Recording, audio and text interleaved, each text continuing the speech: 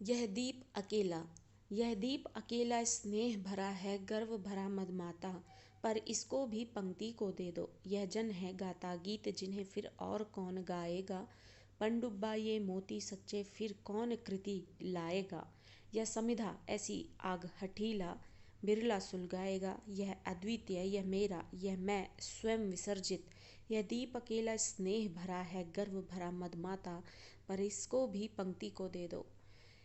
कविता का शीर्षक है यह दीप अकेला, और इसका अर्थ भी समझना बहुत ज़रूरी है। कविता का शीर्षक समझ लेने के बाद कविता को समझ लेना आसान हो जाता है। और कविता का शीर्षक जो कि कहता है यह दीप अकेला, कवि जो है वो इस कविता के माध्यम से एक दीप के विषय में बताते हैं, एक दीपक के विषय में बताते हैं जिसमें तेल भरा है और वो उजाला दे रहा है। और उस तेल को भरे होने से ही वो उजाला जो है वो दे पा रहा है। और यही उसके गर्व के नशे में फूल जाने के बारे में बताता है। यानी दिए को इस बात का गर्व है, उसे घमंड है कि वह संसार को उजाला दे रहा है और वह तेल से भरा हुआ है, और इसी के लिए उसकी लौ भी जो है बढ़ चढ़ कर संसार को उजाला दे रही है। साथ ही लिखित रूप में कविता हमें एक दिए के रूप में ये अर्थ दे रही है, लेकिन इसमें जो निहित अर्थ है, इसमें छुपा जो अर्थ है जिसको मुख्य रूप से कवि सामने लाना चाहते हैं वो ये है कि ये दीप जो है इसके माध्यम से एक व्यक्ति की जानकारी देना चाहते हैं। दीपक के रूप में कवि एक व्यक्ति की जानकारी दे रहे हैं, और दिए में जो तेल भरा है वो तेल व्यक्ति के अंदर जो मौजूद गुण हैं जिनके आधार पर वो ख्याति प्राप्त करता है और अपने जीवन में बहुत कुछ करता है, आगे बढ़ता है, विकास करता है। वो तेल जो है व्यक्ति के गुणों की जानकारी देगा, और जो लौ है उसके गुणों से होने वाले जो संसार में उसकी ख्याति है, जो संसार को राह दिखा रही है, उजाला दे रही है और समाज का, संसार का भला कर सकती है, उसकी जानकारी देगा। और ये इस तरीके से प्रतीक जो हैं एक व्यक्ति के लिए दिए के माध्यम से प्रयोग किए हैं कवि ने।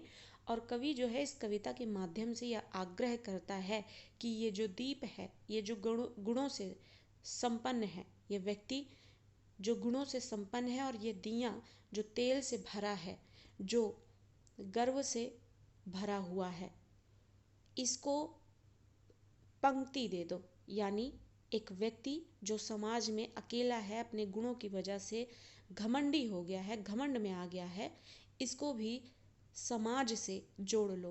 क्योंकि व्यक्ति में जो निहित गुण हैं, जब वो समाज से जुड़ जाएगा तो वो अपने गुणों से समाज को राह दिखाएगा, उसका विकास कराएगा और उसको जीवन में आगे बढ़ने की प्रेरणा दे पाएगा। लेकिन अपने गुणों से अगर वो अकेला रहा तो वो सिर्फ और सिर्फ घमंडी ही रह सकता है। अपने गुणों से वो फूला हुआ ही रहेगा। फूला हुआ मतलब कहने का अर्थ ये है कि अपने ही गुणों पर वो इतराता फिरेगा, और इससे ना वो स्वयं का भला कर पाएगा और ना ही समाज का। लेकिन एक व्यक्ति जब व्यक्तिगत सत्ता से निकलकर सामाजिक सत्ता से जुड़ जाएगा, समाज में जुड़ जाएगा, तो वह अपने गुणों से स्वयं का भला करने के साथ साथ समाज का भी भला कर पाएगा। वैसे ही जैसे एक दिया जो है अकेला तेल से जो भरा है वो उजाला तो देगा, लेकिन अगर वो पंक्ति में शामिल हो जाएगा, दियों के समूह में शामिल हो जाएगा, तो वो बाकी दियों के साथ मिलकर उजाले को और बड़ा रूप दे पाएगा और वो बड़े स्तर पर उजाला देखने को मिलेगा। तो इस तरीके से प्रतीक का प्रयोग किया है कवि ने, दिए के प्रतीक का प्रयोग किया है एक व्यक्ति के लिए कि उसको किस तरीके से वो जो सामाजिक प्राणी माना जाता है उसको समाज से जुड़कर रहने में ही उसका फ़ायदा है। तो उसको अपने गुणों का दुरुपयोग ना करके समाज से जुड़कर उसका उपयोग करना चाहिए और स्वयं को भी फ़ायदा देते हुए समाज को भी आगे बढ़ाना चाहिए। कविता का अर्थ समझ लेते हैं। यह दीप अकेला स्नेह भरा, स्नेह का अर्थ होता है तेल। अब ये दीप अकेला स्नेह से भरा हुआ है गर्व भरा मदमाता, और गर्व से भरा हुआ है और गर्व से नशे में चूर है। मदमाता, नशे में होना। पर इसको भी पंक्ति को दे दो। पर कवि जो है वो निवेदन करता है कि इस दिए को पंक्ति में शामिल कर लो, जिससे कि वो बाकी दियों के साथ अपने लौ को जोड़कर अपने उजाले का विस्तार कर सके। यानी एक व्यक्ति गुणों से भरपूर है, उसके अंदर बहुत से गुण हैं और वो अकेला बहुत कुछ कर ले रहा है और विकास की राह पर आगे बढ़ता जा रहा है, लेकिन वो अपने गुणों से सिर्फ मदमाता दिख रहा है, गर्व से भरा दिख रहा है, जो कि आगे चलकर उसको नुकसान भी पहुंचा सकता है। लेकिन अगर वो इन्हीं गुणों का इस्तेमाल समाज से जुड़कर करता रहेगा तो अपना फायदा करने के साथ समाज का भी फायदा करेगा। यह जन है गाता गीत जिन्हें फिर कौन और गाएगा। यानी ये एक आम व्यक्ति है, ये इस समाज में रहने वाला ये भी एक आम व्यक्ति है, लेकिन ये औरों से अलग क्यों है, विशेष क्यों है? क्योंकि उसमें गुण हैं, कई गुण हैं से जिससे कि वो स्वयं का फायदा करते हुए भी समाज का भी विकास कर सकता है। तो यह जन है गाता गीत जिन्हें फिर कौन और गाएगा। अगर इसको अलग रहने दिया गया, इसको व्यक्तिगत सत्ता में ही रहने दिया जाएगा, तो इस समाज के लिए और देश के लिए वह गीत कौन गाएगा, जिससे कि और लोग भी प्रेरणा लेकर देश के हित में आगे बढ़ पाएं। तो जब यह व्यक्तिगत सत्ता से निकलकर, यह व्यक्ति स्वयं से निकलकर अपने ही विषय में सोचना छोड़कर समाज के लिए सोचेगा और अपने गुणों का प्रयोग करते हुए समाज के अन्य लोगों को भी शिक्षा देगा, उन्हें देश के विषय में बताएगा और देश के हित में कुछ करेगा, तो वो आगे बढ़ेगा और देश को भी आगे बढ़ाएगा। ये पनडुब्बा है, ये मोती सच्चे फिर कौन कृति लाएगा। पनडुब्बा जैसे कि अथाह गहराई में जाकर जो प्रकृति की अनमोल चीज है मोती, उसको ढूंढ कर लाता है। तो यहाँ पर पनडुब्बा जो है उस व्यक्ति से जोड़ा जा रहा है जिसके पास इतने गुण हैं, कौशल हैं कि वो जिस तरीके से अथाह गहराई में डूबकर सच्चे मोती ढूंढ लाता है, वैसे ही पढ़ा लिखा एक व्यक्ति गुणों से और कौशल से ओतप्रोत एक व्यक्ति गहन विचार में जाकर एक ऐसी कृति ले आता है सामने, जिसे पढ़कर लोग जो हैं प्रेरणा लेते हैं और अपने जीवन में आगे बढ़ने की प्रेरणा लेते हुए उस कृति की को सराहते भी हैं। तो ऐसी कृति को सामने लाने वाले व्यक्ति को अकेला ना रहकर उसको समाज में शामिल करना बहुत ज़रूरी है, क्योंकि ये बहुत ही गुणवान है। जो समाज से जुड़ जाएगा तो इसके गुणों से समाज भी जो है वो गुणवान हो जाएगा। तो ये इस पनडुब्बे की तरह जो अथाह गहराई में जाकर वो सच्चे मोती ढूंढ लाता है, यानी वो व्यक्ति जिसके पास ये कौशल है कि वो गहन विचार करके एक ऐसी कृति ले आए सामने लोगों के कि उसको पढ़कर लोग जो हैं एक प्रेरणा का स्रोत मानकर उसको और प्रेरणा लेकर अपने जीवन में आगे बढ़ सकें, विकास कर सकें। तो ऐसे व्यक्ति की समाज को बहुत ज़रूरत है, इसको अकेला ना रहकर समाज से जोड़ना बहुत ज़रूरी है। यह समिधा ऐसी आग हठीला बिरला सुलगाएगा। यह समिधा होती है जो हवन सामग्री की लकड़ी होती है, जो हवन सामग्री की जो लकड़ी होती है उसे समिधा कहते हैं। हठीला जो हठ पर रहे किसी भी चीज़ से संबंधित। बिरला मतलब यानी बहुत ही मुश्किल से जो हो। सुलगाएगा मतलब सुलगना। तो यहाँ पर अब कवि ये बोल रहे हैं कि जिस तरीके से हवन की जो लकड़ी होती है उससे हवन करने से और उससे उठने वाले धुएं से जो है जिस तरीके से माहौल सुगंधित हो जाता है और पवित्र हो जाता है, वैसे ही समाज में रहने वाला व्यक्ति है जो सिर्फ अपने में ही रहकर गर्व से भरा घूमा रहता है, लेकिन अगर ऐसे व्यक्ति के गुणों को समाज से जोड़ दिया जाए तो वो समिधा की लकड़ी, वो समिधा के समान, हवन की लकड़ी के समान सुलग कर एक हठीली आग जलाकर सुलग कर वो समाज को भी सुगंधित कर देगा और पवित्र कर देगा। सुगंधित और पवित्र करने का अर्थ ये है कि वो अपने गुणों से, अपने ज्ञान से उस राह पर स्वयं भी चलेगा और समाज को भी राह दिखाएगा और विकास करने के लिए उन्हें प्रेरित करेगा। और विकास की राह जो है वो तकलीफ दे ही होती है।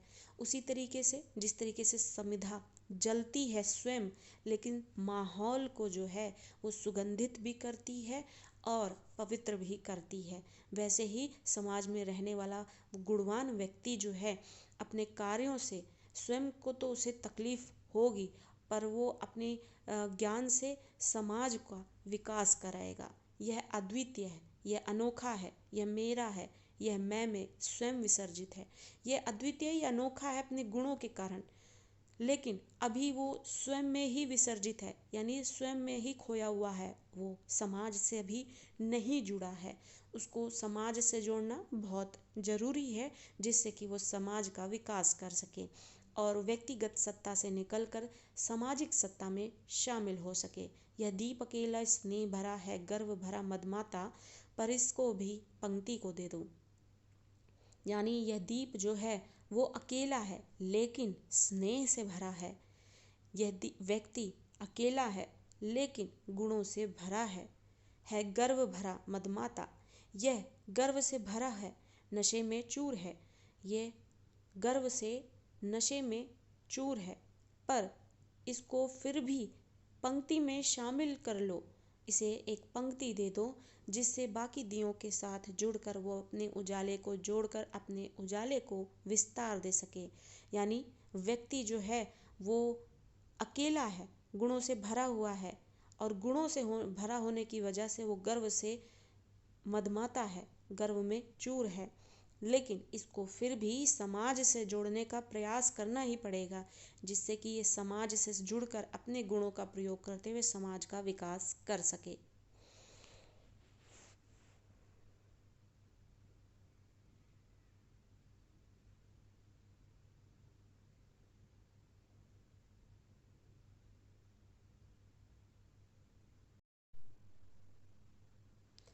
यह मधु है स्वयं काल की मौना का युग संचय। यह गौरस जीवन काम धेनु का अमृत पूत पय। यह अंकुर फोड़ धरा को रवि को तकता निर्भय।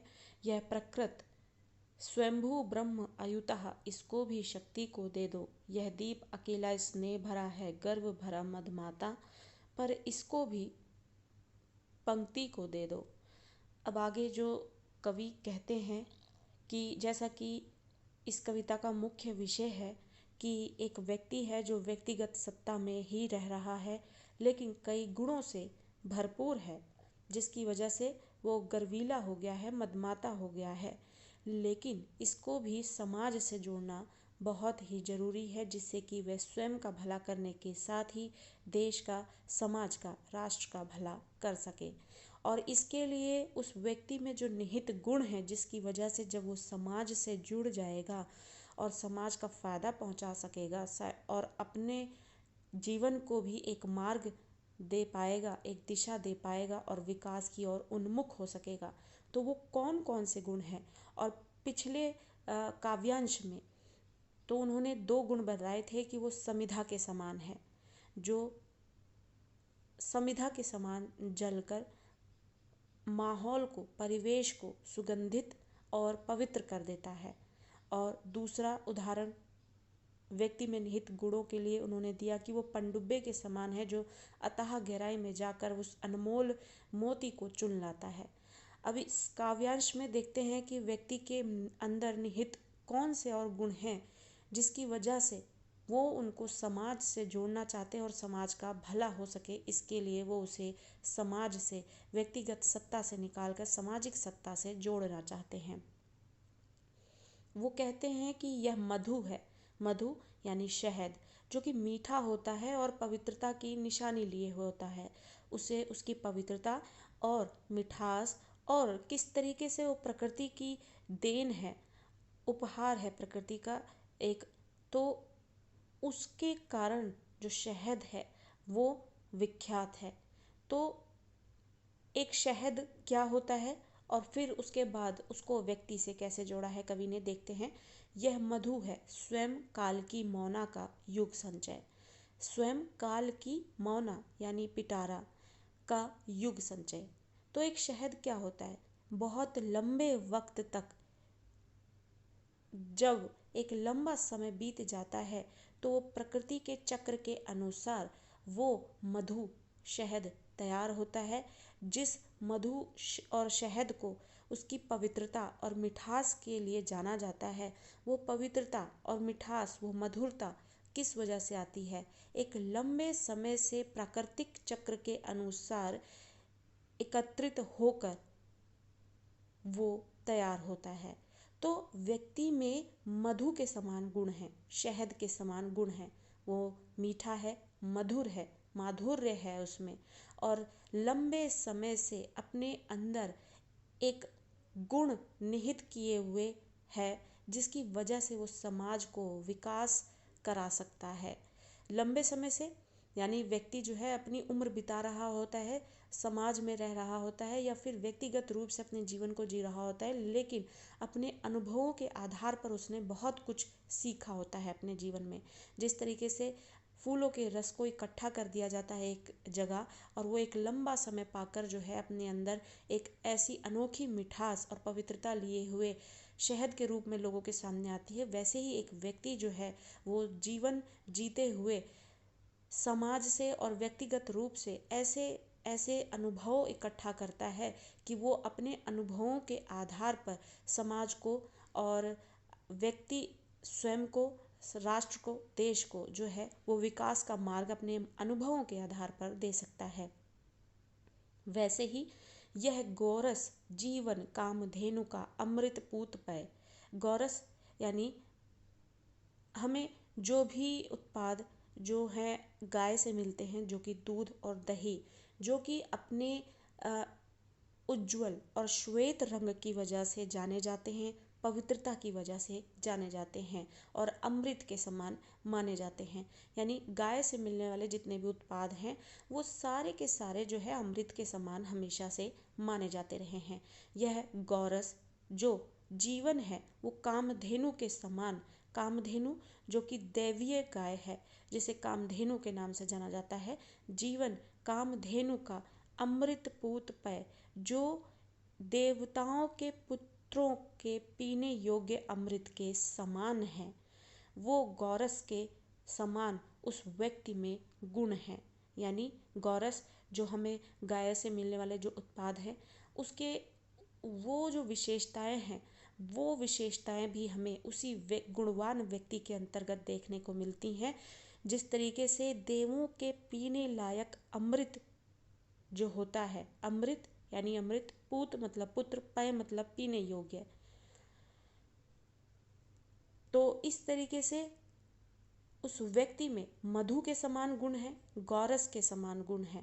और अगला गुण है यह अंकुर जो फोड़ धरा को रवि को तकता निर्भय। अंकुर यानी अंकुर, फोड़ यानी फोड़ना, धरा यानी धरती, रवि यानी सूरज, तकता मतलब ताकना यानी देखना, निर्भय यानी बिना डरे।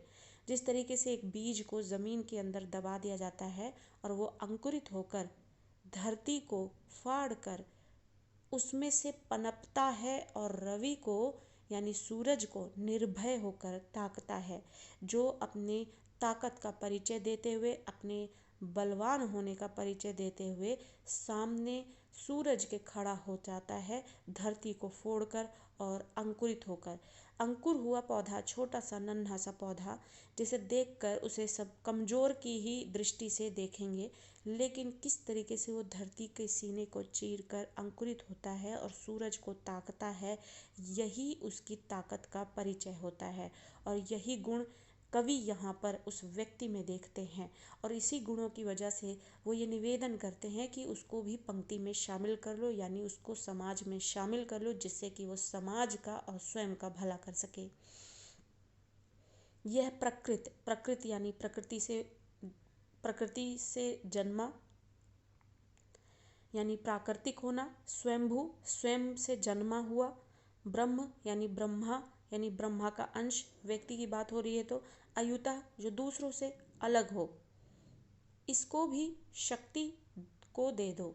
यानी ये सारी गुण होने के वजह से, ये सारे गुण होने की वजह से, कौन कौन से? मधु के समान होने की वजह से, गौरस के समान होने की वजह से, अंकुर की समान होने की वजह से, और इन सब में वो सारे गुण हैं जो एक व्यक्ति में अगर निहित होते हैं तो वो देश के लिए, समाज के लिए बहुत आगे तक देश को पहुंचाने में और उसका विकास कराने में मददगार वो व्यक्ति हो सकता है।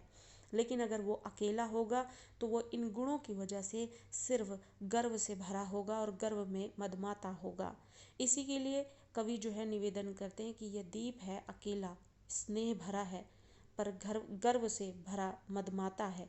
इसलिए इसको इस पंक्ति में शामिल कर लो, इसे समाज से जोड़ दो, जिससे कि वो अपने माधुर्य गुण से, गौरस गुणों से और अंकुर के समान के गुणों से, क्योंकि ये प्रकृति से उपजा है, स्वयंभू है, स्वयं का जन्मा है, ब्रह्मा का अंश है और सबसे अनोखा है, जिसकी वजह से इसमें शहद के समान माधुर्य गुण है, पवित्रता है और कई युगों का संचय के समान, कई युगों का संचय है। गौरस यानी कि गाय से मिलने वाले उत्पाद जिसमें पवित्रता का गुण होता है, उज्ज्वलता का गुण होता है और अंकुर के समान निर्भय होने का गुण होता है। तो वो इतने गुणों के साथ एक देश का, समाज का, राष्ट्र का भला बहुत बड़े स्तर पर कर सकता है। इसलिए इसको भी पंक्ति को दे दो और इस व्यक्ति को समाज से जोड़ दो।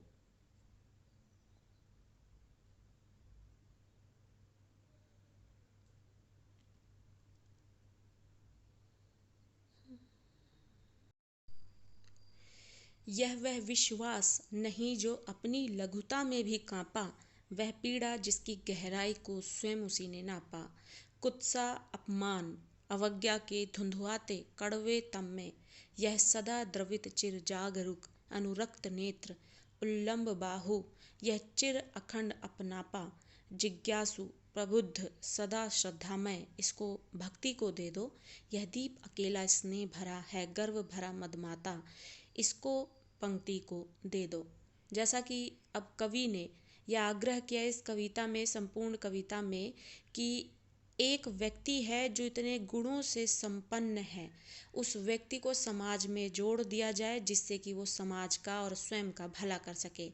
और जैसा कि पिछले भाग में उन्होंने बताया कि वो व्यक्ति जो है समिधा के समान गुण लिए हुए है, पनडुब्बे के समान गुण लिए हुए है, मधु के समान गुण लिया हुआ है और गौरस के समान उसमें गुण है और उसके बाद अंकुर के समान उसमें गुण है, क्योंकि वो प्रकृति से जन्मा है और वो स्वयं से जन्मा है, वो ब्रह्मा का अंश है। तो इस तरीके से वो इतना गुणवान है, उसमें इतने गुण हैं कि वो व्यक्ति जो है समाज का विकास कर सकता है। आगे उन्हीं गुणों को बढ़ाते हुए कवि कहते हैं कि यह वह विश्वास नहीं जो अपनी लघुता में भी कांपा, यानी ये व्यक्ति इतना मजबूत है कि वो अपनी लघुता यानी अपने कमजोर समय में भी नहीं हारता। लघुता का मतलब होता है छोटा, यानी छोटा या फिर कमतर, यानी एक व्यक्ति जो है अपने जीवन में कमतर तब महसूस करता है जब कोई बुरी परिस्थितियां हो या फिर उसका समय सही नहीं चल रहा हो। तो यहाँ पर कवि बताते हैं कि इस व्यक्ति में इतने गुण हैं, जिनमें से एक गुण ये भी है कि वो इतना, उसमें ऐसा विश्वास नहीं कि वो अपने कमज़ोर समय में कांप जाए और उसका विश्वास जो है डगमगा जाए और वो चुपचाप जो है एक कोने में जाकर बैठ जाए। तो यह वह विश्वास नहीं जो अपनी लघुता में भी कांप जाए। तो ये इतना मजबूत है कि अपने कमज़ोर समय में भी कांपता नहीं है। कांपने का अर्थ डरता नहीं है। वह पीड़ा जिसकी गहराई को स्वयं उसी ने नापा। उसके पास अनेक पीड़ा है, उसे परेशानियां हैं, उसके जीवन में भी अनेक परेशानियां हैं, लेकिन उसके पास इतने गुण हैं कि वो उन गुणों के बल पर अपने जीवन में आगे बढ़ सकता है और अपनी पीड़ा को भुला सकता है या फिर उनसे उनका निवारण कर सकता है। वह पीड़ा जिसकी गहराई को वो स्वयं उसी से खुद से ही जांचता है, स्वयं अपनी पीड़ा को पहचानता है और उस पीड़ा को सहन भी करता है, लेकिन अपनी पीड़ा को दूसरों तक पहुंचने नहीं देता। कुत्सा, अपमान, अवज्ञा के धुंधुआते कड़वे तम में। कुत्सा का मतलब होता है निंदा, अपमान, अवज्ञा।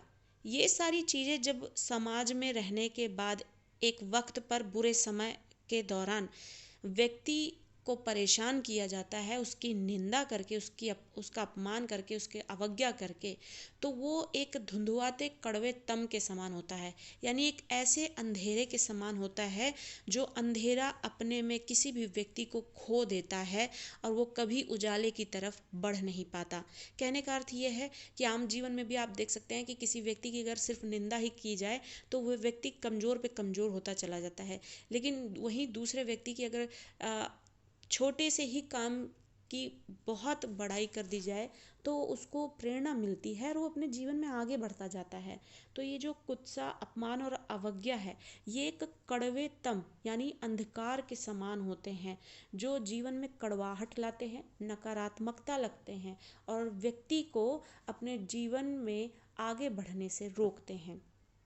तो इन सारी चीज़ों से वो व्यक्ति जो गुणवान है वो इस पीड़ा को सहता है, दूसरों पर इसका असर नहीं होने देता और अपनी इस लघुता में, अपने इस कमज़ोर समय में वह उससे डरता नहीं है।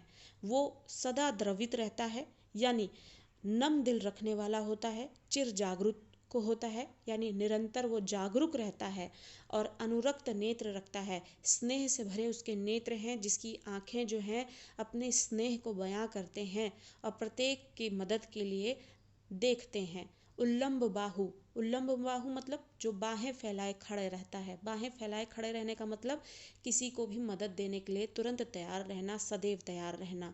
तो उल्लंब बाहु का मतलब खड़ी बाजुओं के साथ यह चिर अखंड अपनापा, और वह हमेशा निरंतर ऐसे अपनेपन को लिए हुए रहता है जो अखंडनीय है, यानी जिसको तोड़ा नहीं जा सकता। वो इतने सारे गुणों से परिपूर्ण है। वो जिज्ञासु है, उसमें जिज्ञासा है और जिज्ञासा के कारण वो बहुत सारी नए ज्ञान से अपने आप को बनाए रखता है। वो प्रबुद्ध है, यानी वो सचेत है, जागरूक रहता है, सदा श्रद्धामय रहता है। श्रद्धामय मतलब किसी भी चीज़ में अपनी श्रद्धा को बनाए रखना, यानी अपनी विश्वास को। जिस तरीके से एक भक्त जो है अपने ईश्वर में विश्वास बनाए रखा रहता है, उसी तरीके से अगर एक व्यक्ति जो है अपने कर्म में, अपने काम में और अपने गुणों के आधार पर ये विश्वास अपने मन में बनाए रखता है कि वो सदैव जीवन में आगे बढ़ेगा, तो और अपने आप को बढ़ाकर ही रहेगा, विकास करेगा, तो ये एक श्रद्धा है। तो ये व्यक्ति ऐसा है जिसमें जिज्ञासा है, वो सचेत रहता है, हमेशा श्रद्धा से भरा रहता है। इसको भक्ति को दे दो, यानी इसकी इस भक्ति को औरों से भी जोड़ दो, जिससे कि इसकी ये भक्ति जो है दूसरों को मिल सके और वो इस भक्ति में शामिल होकर सबकी भक्ति जब एक साथ मिल जाएगी इस तरीके की, तो वो विकास के मार्ग पर हमें उन्मुख कर सकेगी। इसलिए कवि जो है ये आग्रह करता है कि इस दीप को, इस व्यक्ति को जो कि स्नेह से भरा है, यानी इतने सारे गुणों से भरा है। कौन कौन से गुणों से?